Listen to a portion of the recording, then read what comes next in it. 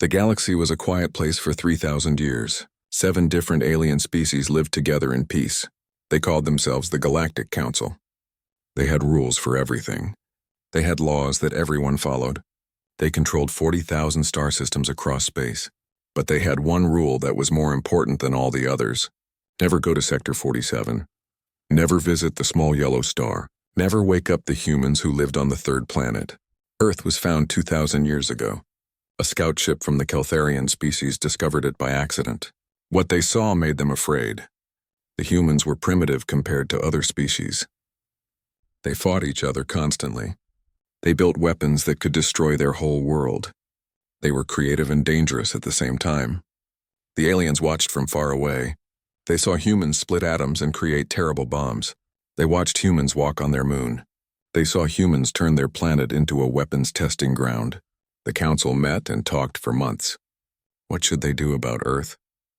Some wanted to help the humans. Others wanted to destroy them before they became dangerous. In the end, they decided to do nothing. They would leave Earth alone.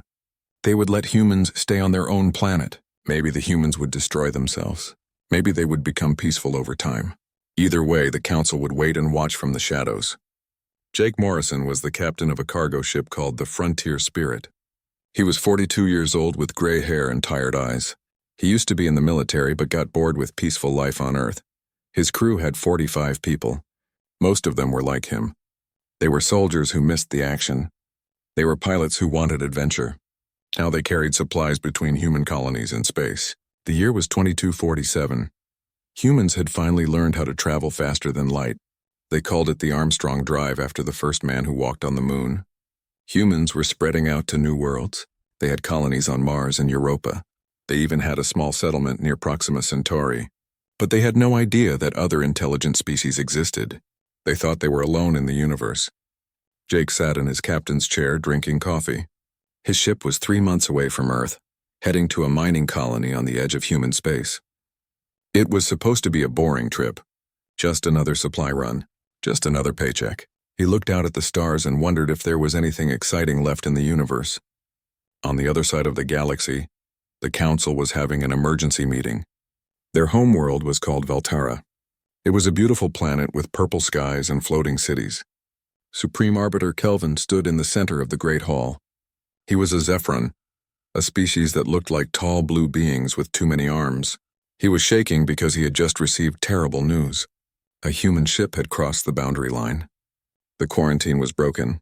Humans had left their safe zone and entered council space. Kelvin had called all the council members together. They needed to decide what to do quickly. Some species wanted to talk to the humans peacefully. The Keltharians were traitors who believed in communication.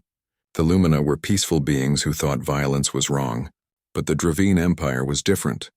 They were warriors. They believed in strength and order. They thought humans needed to be taught a lesson. Admiral Kresh was the leader of the Dravine military. He was huge and covered in armor. His species looked like giant reptiles with sharp teeth and claws. He stood up and spoke in a loud voice that made the walls shake.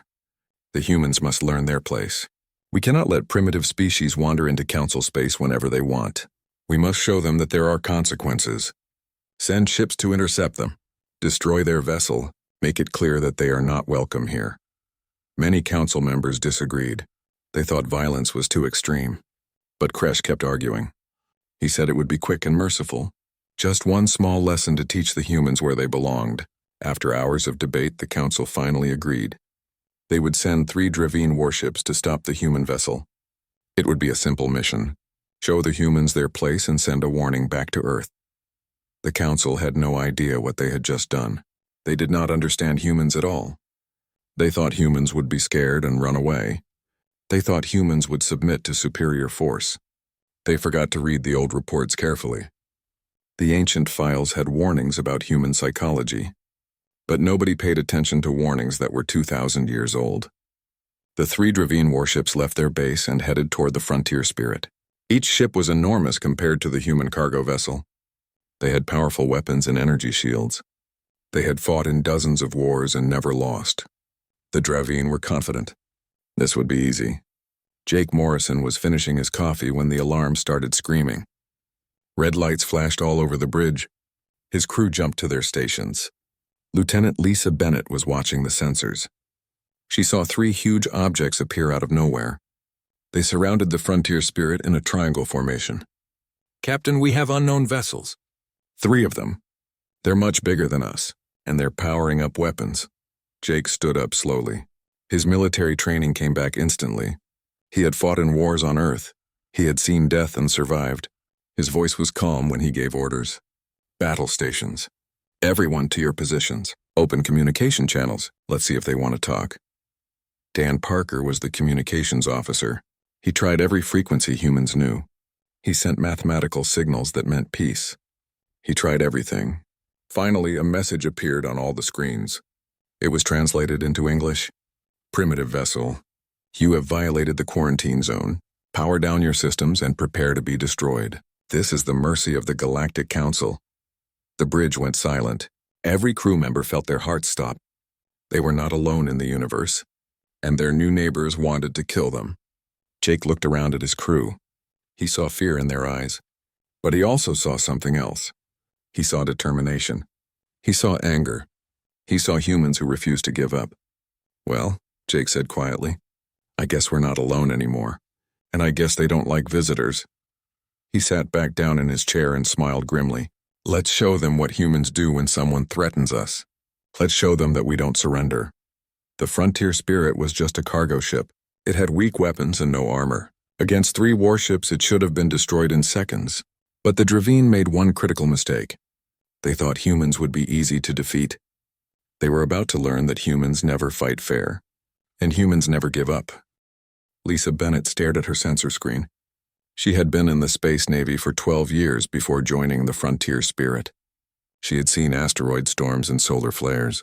She had navigated through dangerous debris fields, but she had never seen anything like this. 3 massive alien ships surrounded them. Each one was 4 times the size of their cargo vessel. The energy readings coming from those ships were enormous. "Captain Morrison, their weapons are charging. I'm reading energy levels that could cut through our hull like paper." Jake nodded slowly. He pressed the ship-wide intercom button. His voice went to every room and corridor. "All crew, this is the captain. We have encountered alien vessels. They have ordered us to surrender and prepare to die. I'm not going to lie to you. We're outgunned and outmatched. But I'm also not going to surrender. We're human. We've survived ice ages and world wars. We've crawled out of caves and reached for the stars. If this is where we make our stand, then we make it count. Battle stations. Everyone do your job. And let's show these aliens that humans don't go quietly." Greg Foster was the weapons officer. He was a big man with scars on his arms from the Amazon War. He looked at his tactical display and shook his head. "Captain, we have a problem. We're a cargo ship, not a warship. Our weapons are point defense lasers meant for shooting small asteroids. We have 2 old nuclear missiles left over from the lunar wars. We kept them as souvenirs. Against those ships, we might as well throw rocks." Jake smiled. It was not a happy smile. It was the smile of a man who had nothing to lose. "Then we throw rocks. Target the lead ship's engines with both nuclear missiles. Focus all point defense lasers on a single target on the second ship. And somebody tell me if we can ram one of these things if it comes to that." Katie Walsh spoke up from the engineering station. She was 30 years old and brilliant. She had helped design parts of the Armstrong drive. She understood faster than light travel better than almost anyone alive. Her fingers flew across her console as she ran calculations. "Captain, I have an idea. The Armstrong drive creates a bubble in space-time when we jump to faster than light speed. If I overload the reactor during a jump, I can create a massive disruption in local space. It might damage their ships if they're close enough." "Might?" Jake asked. "Might," Katie confirmed. "Or it might turn us into a very brief, very bright explosion. I give it 60% odds of working and 40% odds of killing us all." Jake looked around his bridge. Every face showed the same expression. They were scared but ready. They were angry but focused. They were human. "Do it. And Dan, send one last message to these aliens. Tell them exactly who they're dealing with." Dan Parker's hands moved fast across his communication console. He broadcast on every frequency. The message was simple and direct. "To whoever you are, you picked the wrong species to threaten. We are humanity. We are Earth. We survived for millions of years by refusing to quit. We don't know how to surrender. If you want to fight, you'll get one." On the lead Dravine warship, Commander Vrek read the human message and laughed. The translator made his laughter sound like grinding metal. These primitives thought they could fight. They had no shields. Their weapons were ancient. This would be over in seconds. He gave the order to fire, but the frontier spirit fired first. 2 nuclear missiles launched from hidden tubes on the cargo ship's hull. The Dravine had never seen weapons like this before. Their shields were designed to stop energy beams and plasma bolts. Nuclear missiles were different. They were physical objects that moved through space and then exploded. The Dravine shields let them pass right through. The first missile hit the lead ship's engine section. The nuclear explosion was enormous. Fire and radiation spread across the Dravine hull. Their engines went critical and shut down. The massive warship began drifting in space, powerless and helpless. The second missile missed but exploded close enough to damage the ship's shields. The electromagnetic pulse from the nuclear blast disrupted their power systems. Warning alarms went off all over the Dravine vessel. At the same time, the Frontier Spirit's point defense lasers all focused on one spot on the second Dravine ship. These lasers were weak individually. They were meant to destroy small rocks, not military vessels. But Katie Walsh had rerouted all power to them. 12 laser beams hit the same point on the alien hull. It was a sensor array, and the concentrated fire burned through it. The second Dravine ship was suddenly blind. Their sensors went dark. They could not see where they were or where the human ship was. They fired their weapons blindly into space, hitting nothing. Then Katie Walsh pushed the Armstrong drive past every safety limit. She overloaded the reactor and initiated a jump to faster-than-light speed while still inside normal space. It was something that should never be done. Every safety protocol screamed warnings. The drive began to shake and overheat. A wave of distorted space-time exploded out from the Frontier Spirit. It was like throwing a stone into a calm pond. Ripples spread in all directions. The 3 Dravine ships were caught in the wave. Their own faster-than-light drives were charging up, ready to chase the human ship. When the space-time disruption hit them, their drives interacted catastrophically with it. Energy barriers collapsed. Power systems exploded. The first Dravine ship, already damaged, lost all power completely. The second ship's blind firing had depleted their shields. The disruption tore into their hull, creating breaches across multiple decks. The third ship saw what was happening and tried to escape. They jumped to faster-than-light speed in a random direction, fleeing as fast as they could. When the light and energy cleared, the Frontier Spirit was still there. The cargo ship was damaged. Fires burned in 3 compartments. The Armstrong drive was barely functioning, but they were alive. Around them, 2 Dravine warships floated dead in space. The third was gone, running away. Greg Foster let out a yell of victory. The entire crew joined in. They had survived. Against impossible odds, they had won. A primitive cargo ship had defeated advanced alien warships. But Jake Morrison did not celebrate. His face was serious as he looked at the tactical display. "Lisa, did we send out an automatic distress call before the fight started?" "Yes, Captain." "Standard protocol. We sent a full data dump back to Earth Command. They got the alien message, the combat footage, everything." Jake nodded slowly. He understood what that meant. Earth now knew that aliens existed. Earth knew that those aliens had tried to kill humans, and Earth was going to respond. He had been in enough wars to know how humans reacted to threats. "Katie, can you get us home?" The engineer looked at her damaged systems and smiled tiredly. "Give me 6 hours and some spare parts from the cargo hold. We'll limp back, but we'll make it." "Good. Because we need to warn Earth. We need to tell them that we're not alone in the universe. We need to tell them that someone out there thinks they can push us around." Jake's voice was cold and certain, "and we need to make sure that when humanity comes back to the stars, we come back ready." The Frontier Spirit slowly turned toward home. Behind them, the 2 destroyed Dravine ships floated in the darkness. On one of those ships, an automatic emergency beacon activated. It sent a message back to the Dravine Empire and the Galactic Council. "Quarantine failure. Human vessel encountered. Engagement result, catastrophic defeat. Species assessment incorrect. Humans extremely dangerous. Recommend immediate maximum military response." Supreme Arbiter Kelvin received the message on Valtara. He read it 3 times, unable to believe what he was seeing. The Dravine were the strongest military force in the Council. They had conquered dozens of worlds. Their warriors were legendary. And a human cargo ship had destroyed 2 of their best warships. Kelvin pulled up the ancient observation files on humanity. He read through the psychological profiles and historical analyses. One phrase kept appearing over and over in the reports. Humans do not respond to threats with fear. They respond with anger and escalation. Kelvin felt something humans would call dread. He initiated an emergency galaxy-wide alert. All council members report immediately. Priority Alpha emergency. Subject: humanity has been engaged in combat. Prepare for consequences. Across the galaxy, the 7 species of the Council received the message. They began gathering their ships and preparing their defenses. Because they all understood one thing now. They had broken the one rule that kept the galaxy safe. They had woken up the humans, and humans, as it turned out, did not wake up gently. Earth had changed a lot in 200 years. Climate disasters had forced countries to work together. Running out of resources had made people invent new technologies.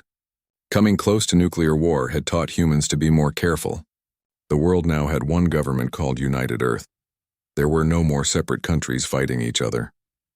People focused on exploring space and building colonies on other planets. But underneath all that peace and cooperation, humans were still the same. They were survivors who never gave up. They were warriors who never bowed to anyone. President Laura Hayes stood in the United Earth Command Center deep under the Rocky Mountains. Around her were dozens of screens showing maps, data, and ship positions. Military leaders from every continent stood at their stations.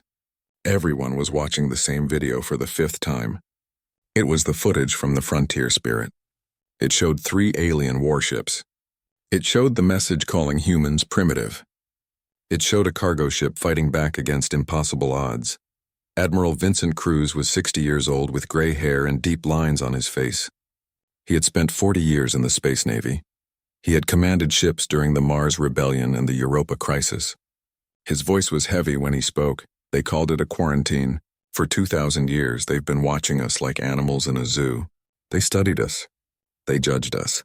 And when one of our civilian ships crossed an invisible line, they tried to murder everyone on board. General Marcus Webb commanded the Rapid Response Fleet. He was younger than Cruz, but just as experienced. He pointed at the tactical analysis on his screen. Their technology is advanced. Energy shields, plasma weapons, faster than light travel, that's better than ours. But the footage shows they're not invincible. Captain Morrison and his crew proved that. Nuclear missiles worked. Overloading our drive worked. They can be beaten. Laura Hayes had been elected president because she promised peace and scientific progress. She had overseen the colonization of Mars. She had helped terraform Europa's oceans. She had celebrated when humans reached Proxima Centauri. She was not a soldier. She did not want war. But someone had just tried to kill her people, and she was still human. "Tell me our options," she said simply. Admiral Cruz brought up a holographic display showing Earth's military assets. Blue dots represented human ships and stations across the solar system. We have 623 spacecraft that can be converted to military use. Another 300 civilian ships that we can arm with weapons.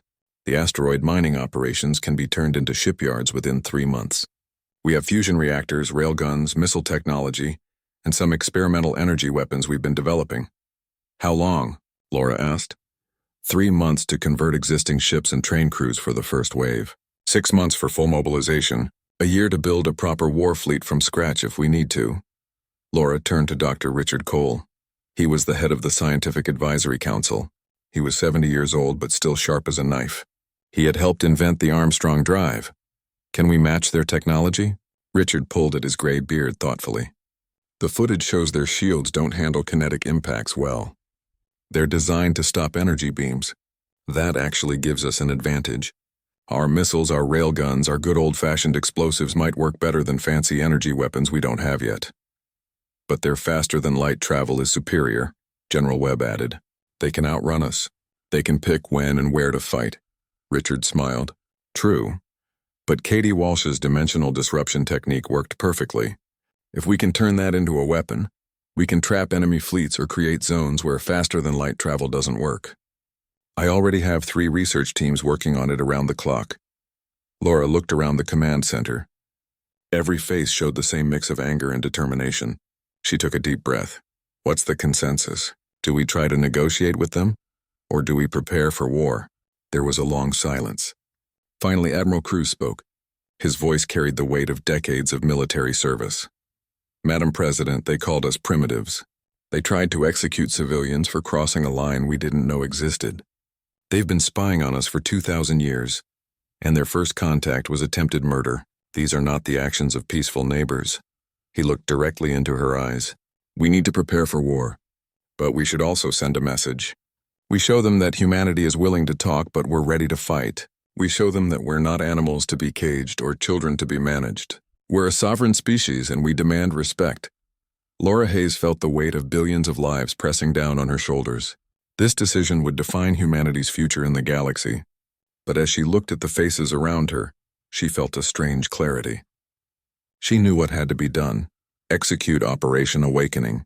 Convert the fleet to military configuration. Mobilize all shipyards. Activate all reserve military personnel. And Admiral Cruz, prepare the first contact fleet. We're going back to where the frontier spirit was attacked. We're going to plant a flag there and dare them to try again. She turned to her communications director. Draft a message. Translate it into every mathematical and linguistic format we can think of. Send it to the coordinates where those alien ships came from. What should the message say, Madam President? Laura's voice was cold and absolutely clear. Tell them that humanity is awake. Tell them we know we're not alone anymore. Tell them we're willing to talk and negotiate, but also tell them that if they want war, they'll get more than they can handle. The order went out across Earth and all its colonies. Reserve soldiers reported to their old units. Civilian factories stopped making consumer goods and started making weapons. Scientists worked day and night in laboratories. Shipyards that built cargo vessels started building warships. And on every news channel across Earth, Mars, Europa, and the outer colonies, the footage from the frontier spirit played on repeat. People watched a cargo ship refuse to surrender. They watched humans fight against impossible odds.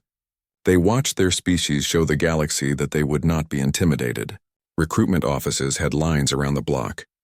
People volunteered for the Space Navy, the Marines, the Engineering Corps. Young and old, they all wanted to do their part. Humanity had spent 10,000 years climbing from caves to cities to space stations. They had survived predators, plagues, famines, and wars. They had learned to cooperate and build magnificent things. They had learned to dream of better futures. But they had never forgotten how to fight when threatened. That knowledge was in their blood, in their history, in their culture. On Mars, the terraforming crews put down their tools and picked up weapons. On Europa, the underwater habitats were reinforced and armed. On Proxima Centauri, the small colony began building defense platforms. Every human settlement, no matter how small or remote, prepared for the possibility of war. 3 months after the Frontier Spirit incident, the first contact fleet was ready. 30 warships surrounded by support vessels and supply ships. They were not the most advanced ships in the galaxy. They were not the biggest or the fastest, but they were crewed by humans who had something to prove. Admiral Vincent Cruz stood on the bridge of the UES Defiance, humanity's newest flagship. It was 500 meters long with armor plating, railguns, missile batteries, and the new dimensional disruption weapon that scientists had developed from Katie Walsh's emergency maneuver. The crew was ready. The fleet was ready. Humanity was ready. Laura Hayes gave one final speech before the fleet departed. It was broadcast to every human world and ship. 6 months ago, we learned we were not alone in the universe.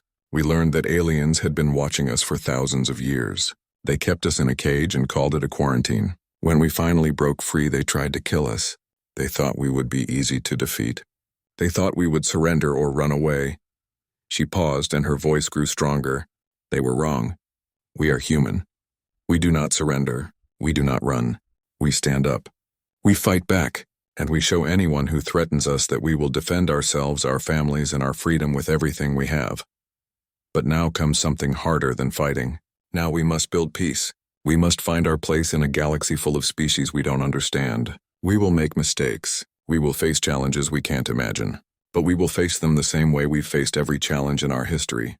Together. With courage. With determination. And with hope for a better future.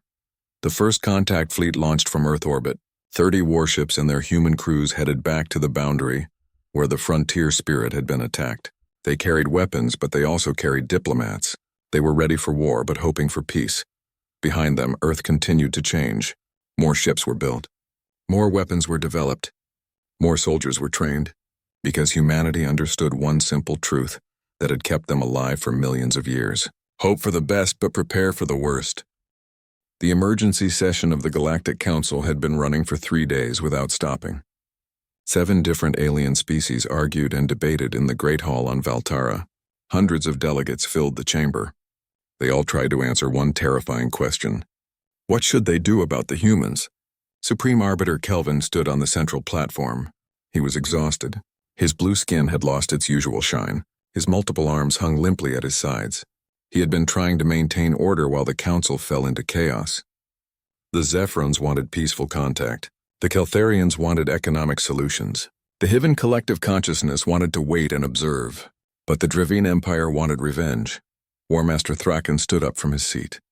He was massive, over 3 meters tall and covered in thick armor. His species looked like giant reptiles with sharp teeth and claws. When he spoke, his voice made the walls vibrate. This insult cannot be tolerated. A primitive species destroyed 2 of our finest warships. Our honor demands revenge. Our security requires their elimination.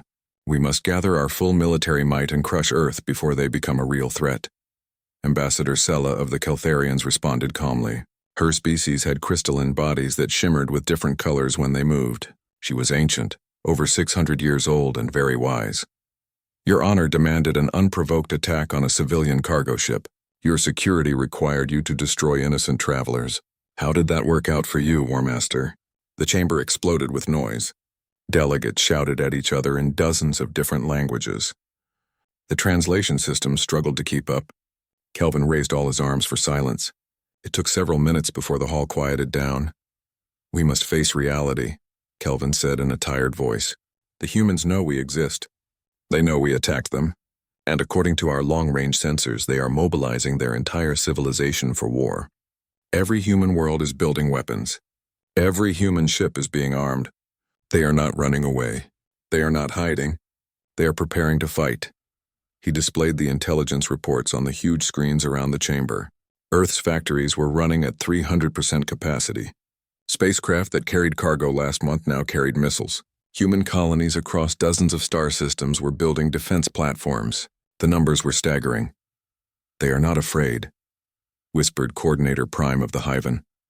The Hivan were a collective consciousness, thousands of small beings that shared one mind. When they spoke, it sounded like many voices in perfect harmony. They should be terrified. We are 7 advanced species with thousands of years of technology. Why are they not afraid? Kelvin brought up the old observation files from 2,000 years ago. He projected them for everyone to see. The ancient reports described human history and psychology in detail. Human beings have fought approximately 14,000 wars in their recorded history, Kelvin read aloud. They have driven dozens of species on their planet to extinction through competition for resources. They have survived multiple near-extinction events, including ice ages, volcanic winters, and plagues. In every case, they emerged stronger than before. He highlighted another section, psychological assessment. Humans combine tribalism with cooperation in unusual ways. They fight each other constantly, but unite instantly against external threats. They are capable of extreme violence and extreme compassion, often at the same time. They do not easily submit to authority. They have a cultural tendency to resist any force they see as oppressive or unjust. The ancient report had a final warning written in bold text. Recommendation: avoid all contact until species reaches full maturity. If contact becomes necessary, approach with extreme caution and offers of equal partnership. Do not threaten, do not condescend, do not assume superiority. Humans have a cultural saying that summarizes their psychology: give me liberty or give me death. Our analysis indicates they mean this literally. The chamber fell into complete silence. Every delegate understood what they were reading.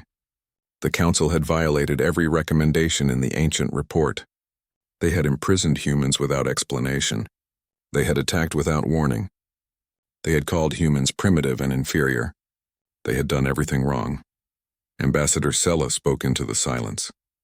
We treated them like animals. We caged them. We judged them. We attacked them.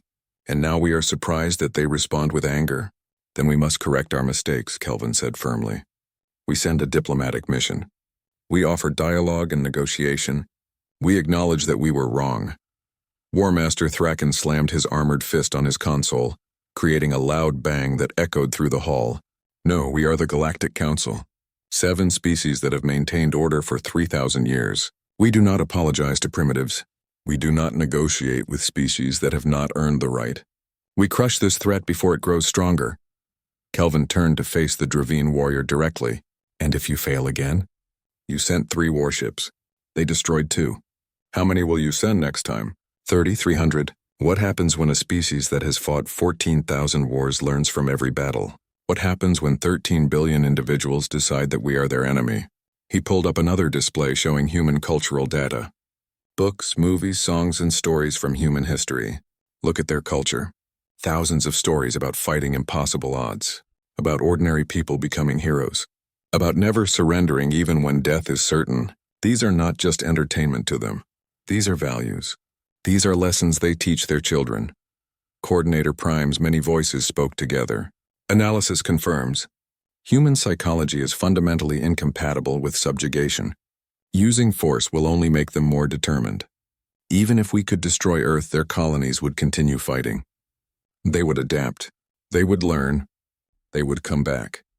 Perhaps not in our lifetimes, but they would return seeking revenge. The weight of this reality settled over the council like a heavy blanket. They had awakened something dangerous. Their first response had been violence. Now they had a choice. They could escalate into a potentially endless war with a species that seemed incapable of surrender, or they could try to fix their mistakes through diplomacy and hope it was not too late. Ambassador Treen of the Lumina species spoke for the first time. Her species was peaceful and artistic. They looked like beings made of soft light that changed colors with their emotions. Her voice was beautiful and sad. I have studied human culture extensively. Their art, their music, their literature. Yes, they are violent. But they are also capable of profound beauty. They create magnificent things. They love deeply. They dream of better worlds. They are not evil creatures. They are simply young and scared and probably very angry now. She looked around the chamber at all the different species. We are supposed to be the advanced civilizations, the wise elders of the galaxy. But when we encountered something different from us, our first response was fear. Our second response was violence. Perhaps the primitives are not who we think they are. Kelvin made his decision. He sent out an executive order that would be recorded in galactic history. All military vessels will avoid human space immediately. Any ship that violates this order will face council sanctions. A diplomatic mission will be prepared using our finest ambassadors, scientists, and cultural experts. We will approach humanity with humility and respect. We will acknowledge our mistakes. And we will hope that humans are as capable of forgiveness as they are of fighting. War Master Thraken stood up and walked toward the exit. His heavy footsteps echoed through the silent chamber. The Dravine Empire will not participate in this weakness. You have all lost your courage. When these humans become a threat to the entire galaxy, remember that I warned you today. The Dravine delegates followed their War Master out of the chamber. Several other species looked uncertain, but most of the council members nodded in agreement with Kelvin's decision. After the session ended, Kelvin returned to his private office. He felt older than his 300 years. He pulled up one more human document. It was a speech from one of their ancient leaders during a terrible war. We shall fight on the beaches. We shall fight on the landing grounds. We shall fight in the fields and in the streets. We shall fight in the hills. We shall never surrender. Kelvin closed the file. The council had started this conflict with arrogance and fear. Now they would have to live with the consequences. The diplomatic mission would launch soon. They would offer peace and partnership. They would hope that humanity would listen. But Kelvin knew the truth. Humans would never forget this first contact. They would never forget being caged and attacked. Even if peace was achieved, humanity would always remember. And they would make sure they were never vulnerable again. 6 months had passed since the Frontier Spirit incident. 2 fleets now faced each other in the darkness of space at the old quarantine boundary. On one side floated the Galactic Council's diplomatic convoy, 15 ships carrying ambassadors, scientists, and guards. On the other side was humanity's first contact fleet. 30 warships surrounded a single diplomatic vessel at their center. Admiral Vincent Cruz stood on the bridge of the UES Defiance. Around him, his crew watched every sensor and every weapon system. They were here to talk, but they were ready to fight if necessary. Nobody on that bridge had forgotten what happened to the Frontier Spirit. Nobody trusted the aliens yet. Commander Helen Price monitored the tactical station. She was 40 years old and had been in 3 major space battles during the Mars conflicts. Her voice was steady when she reported, "The alien convoy is holding position 200 kilometers away. No weapons are charged. Their shields are at minimum power. They're broadcasting peaceful intentions on multiple frequencies." Crews nodded. "Maintain battle readiness. All weapons stay hot. Shields at full power. Captain Ryan Foster, you're cleared to proceed with the diplomatic ship." In the small vessel called the Olive Branch at the center of the human fleet, Captain Ryan Foster turned to his passenger. "Ambassador Mitchell, you're on. Good luck." Ambassador Claire Mitchell had been a university professor before this.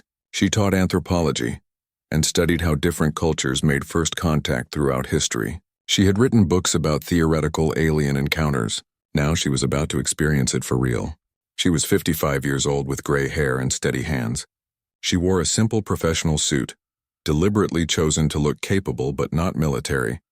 She activated the communication system and spoke clearly. "This is Ambassador Claire Mitchell of United Earth. I represent humanity and all our colonies. We acknowledge your presence and your stated peaceful intentions. However, your previous actions attacked our citizens without warning and violated our sovereignty. Before any real dialogue can happen, we require explanations and assurances that this will not happen again." The response came quickly. The voice was translated into English. It sounded calm and somehow tired. "Ambassador Mitchell, I am Supreme Arbiter Kelvin of the Galactic Council. On behalf of all 7 species in the Council, I offer sincere apologies for the attack on your vessel, the Frontier Spirit. That action was taken without full Council approval. It was based on outdated protocols and fear. It was wrong. It was unjust, and it nearly started a war that would have benefited nobody."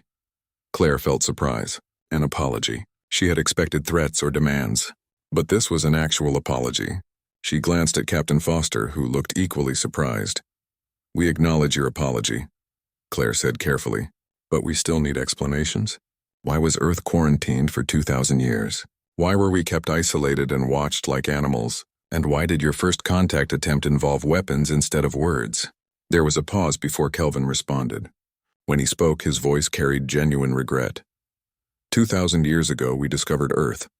We found a species that was violent and rapidly developing. You were unlike anything we had encountered before. We were afraid. Instead of reaching out to you, we isolated you. We told ourselves it was for your protection and ours. We watched you split atoms and build weapons. We watched you fight wars and reach for space. We convinced ourselves that you were too dangerous for contact. Another pause. We were wrong. Not about your capacity for violence. That is real.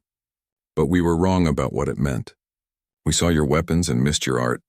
We saw your conflicts and missed your cooperation. We judged your entire species by your worst moments instead of trying to understand your full nature. A different voice joined the transmission. It was softer and more musical. "I am Ambassador Treen of the Lumina species. I have spent months studying your culture, your literature, your music, your philosophy. You are a young species, still learning and growing. But you are not primitives. You are not monsters. You are different from us, and we should have celebrated that difference instead of fearing it." Claire felt unexpected emotion rising in her chest. These aliens had watched humanity for 2,000 years. They had seen the wars and the weapons. But now they were also seeing the art and the dreams. "We are different," Claire agreed. "We are violent. We have fought terrible wars over resources and beliefs and territory. We have made horrible mistakes. But we have also created beauty. We have shown compassion to each other. We have always reached for something better. And we have always reached for the stars." She looked out at the alien ships floating in the darkness. Beyond them lay a galaxy full of species and wonders that humans had never imagined. "We are human. We will defend ourselves if threatened. We will fight if attacked. But we would much prefer to talk, to learn, to find our place among the stars as equals, not as conquerors or victims." Kelvin's voice carried clear relief. "Equals, yes, that is exactly what we should have offered from the very beginning." Ambassador Mitchell, the Galactic Council formally invites humanity to join the community of spacefaring species. Not as subjects or subordinates, but as partners with full rights. We can offer advanced technology, accumulated knowledge, trade opportunities, and friendship. In return, we ask only that you share your unique perspectives and help maintain galactic peace." Ambassador Sella's crystalline voice added, We also offer reparations for the attack on the frontier spirit, material compensation, technological assistance, and formal recognition of Earth's sovereignty over all star systems you have claimed or will claim in the future. On the bridge of the Defiance, Commander Price listened to the exchange. What do you think, Admiral? Cruz considered the question. I think they're genuinely scared of us. And honestly, that's probably good. It means they'll think very carefully before threatening us again. Back on the olive branch, Claire Mitchell considered the offer. It was generous, perhaps more than Earth had hoped for, but there were still concerns that needed addressing. We appreciate your generous offer, she said. But before Earth can commit to joining the Galactic Council, we need certain assurances. First, formal recognition that any human ship, whether military or civilian, has the right to travel freely without restriction. Second, a binding treaty that recognizes Earth's absolute right to self-defense and expansion. Third, full disclosure of all observation data you collected during our quarantine period. And fourth, accountability for those who ordered the attack on the frontier spirit. There was a longer pause this time. Finally, Kelvin responded. The first three terms are completely acceptable and will be formalized in a treaty immediately. The fourth term is more complicated. The Dravine Empire refuses to acknowledge any wrongdoing. They have withdrawn from council proceedings and are currently fortifying their borders. They will not cooperate, Claire frowned. So there will be no justice for what they did? The Dravine have been censured by the council, Kelvin explained. Their voting privileges are suspended. Their trade agreements are frozen. It is not perfect justice, but it is all we can enforce without triggering a civil war among council species. However, I can offer this guarantee. If the Dravine take any further hostile action against humanity or any human ship, the full military power of the council will be brought against them. It was not enough, but Claire understood political reality. Sometimes justice was incomplete. Sometimes you had to accept what was possible instead of what was perfect. I will relay your offer to President Hayes and the United Earth government. This conversation is just the beginning. There is much to discuss, much to learn, and a great deal of trust to build on both sides. Agreed completely, Kelvin said, and his voice carried genuine warmth. Perhaps we could begin with a simple cultural exchange. I confess I am curious about your ship's name. The Olive Branch. What does it mean? Claire smiled. It's a symbol from ancient human history. It represents peace and reconciliation. After conflicts, enemies would offer olive branches to show they wanted peace. Captain Foster leaned into the communication pickup. But there's another part to that symbolism. In one hand, we carry an olive branch for peace. In the other hand, we carry arrows for war. It means we prefer peace, but we're always prepared to defend ourselves. There was a pause, then what might have been laughter in Kelvin's translated response. Perfectly human. Yes, I believe we are beginning to understand each other. The two fleets remained in position for 3 more days. Scientists from both sides exchanged research data. Military officers established communication protocols to avoid misunderstandings. Diplomats worked on treaty language that would govern future relations. It was slow, careful work. But it was progress. On Earth, President Laura Hayes addressed the world one more time. 6 months ago, we learned we were not alone in the universe. We learned that the galaxy had been watching us and fearing us. They tried to contain us. They attacked our people, and we responded the way humans always respond to threats. We stood up. We fought back. We showed them that we would not be bullied. She paused, looking directly at the camera. But now comes the harder part. Building peace with people who are completely different from us.